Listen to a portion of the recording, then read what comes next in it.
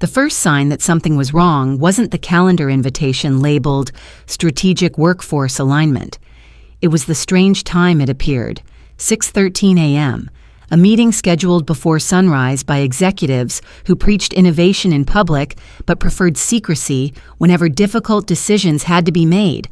And software architect Adrian Cross walked toward the glass conference room with a cup of black coffee, unaware that the company he had devoted 11 years to had already decided his future before he even opened the email. Inside the room sat Chief Technology Officer Victor Hale, the head of human resources, and an unfamiliar corporate attorney, each wearing polished smiles that disappeared the moment Adrian took his seat, while a glossy folder rested neatly in front of him like a carefully wrapped farewell gift. "Your contributions have been valuable," Victor began in a calm, rehearsed voice, "but our new artificial intelligence platform has reduced the need for specialized infrastructure architects." And for a few long seconds, the room became so quiet that Adrian could hear the faint hum of the building's ventilation system louder than the words that had just ended the career he had spent more than a decade building. Adrian didn't argue or raise his voice, because experience had taught him that the loudest person in a room rarely controlled the outcome, and instead he slowly opened the folder, reading every page with the careful attention that had made him one of the company's most respected engineers. Hidden among the legal language was a termination date, scheduled only 48 hours before an important contractual milestone that would have granted him additional ownership rights over several software components he had personally designed, making it painfully clear that this dismissal had been planned with extraordinary precision rather than unfortunate necessity. As the meeting ended, Victor extended a handshake and confidently explained that a newly hired engineering team would arrive the following morning to receive Adrian's knowledge before his departure, believing years of experience could be transferred through a few presentations and technical diagrams. Adrian accepted the handshake with remarkable composure, returned to his workstation without speaking to anyone, and quietly recorded the exact time of the meeting inside an encrypted journal on his personal laptop, adding only 4 simple words beneath the timestamp: "Preparation begins today." Long after most employees had gone home, Adrian remained alone beneath the dim office lights, reviewing years of personal documentation, archived design notes, and carefully organized project histories that proved exactly how every critical system inside the company had evolved under his leadership. While outside the windows, the city continued its ordinary evening without realizing an extraordinary conflict had already begun. He wasn't planning revenge or sabotage because destroying something he had built would only erase his own legacy. But he understood something his former executives had completely overlooked. The greatest advantage in business is rarely power or money, but the quiet knowledge possessed by the person who understands every hidden corner of the foundation everyone else takes for granted. The next morning, Adrian arrived precisely on time, carrying nothing more than a notebook, a laptop, and the calm confidence of someone who understood every layer of the platform better than its documentation ever could, while 5 newly recruited engineers waited around the conference table, believing they were inheriting a system that could be mastered within a few days. One of them enthusiastically explained how they planned to redesign everything using fashionable technologies they had recently studied.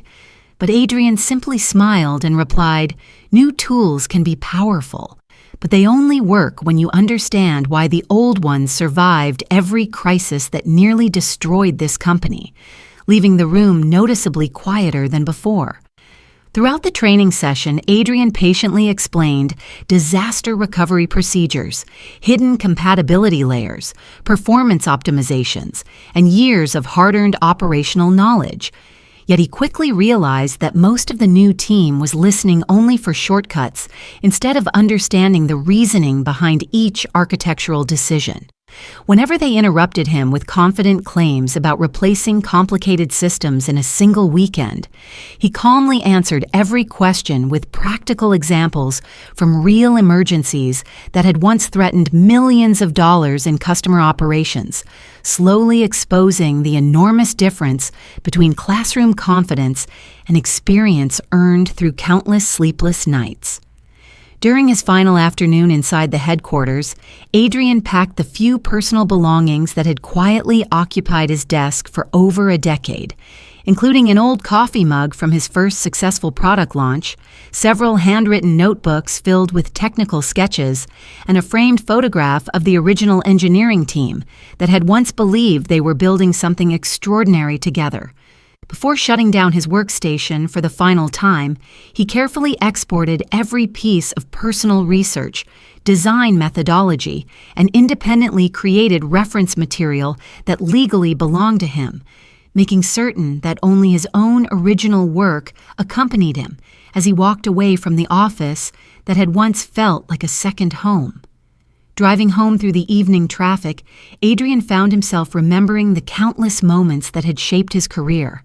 from the freezing winter night when he restored critical systems after a regional power failure to the holiday dinners he had quietly missed because customers depended on services that could not afford even a few minutes of downtime.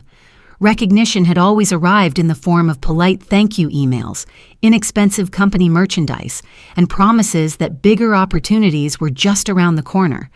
Yet those promises had gradually become a substitute for the respect and partnership he had truly earned through years of unwavering commitment. Instead of dwelling on disappointment,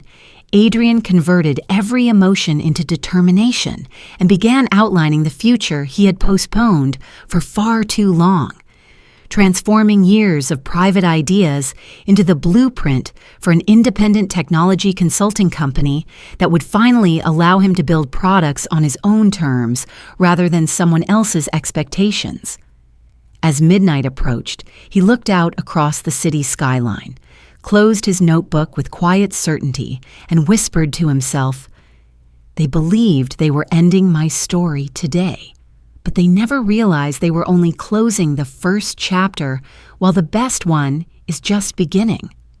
Only a few weeks after Adrian's departure, the company began experiencing a series of complicated infrastructure problems that no dashboard, automation tool, or emergency meeting could immediately solve, because the real issue was not faulty software, but years of undocumented business knowledge that had quietly disappeared the moment its creator walked out the front door.